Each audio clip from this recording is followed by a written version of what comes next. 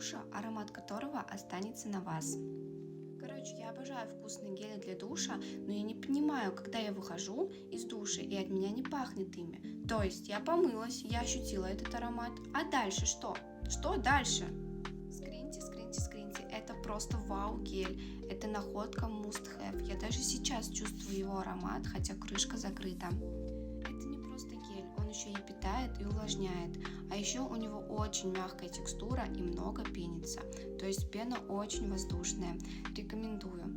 Я вот выхожу из душа, и мне не нужно вот так вот принюхиваться, чтобы почувствовать аромат. Я вот уже сижу, и я чувствую, как от меня пахнет.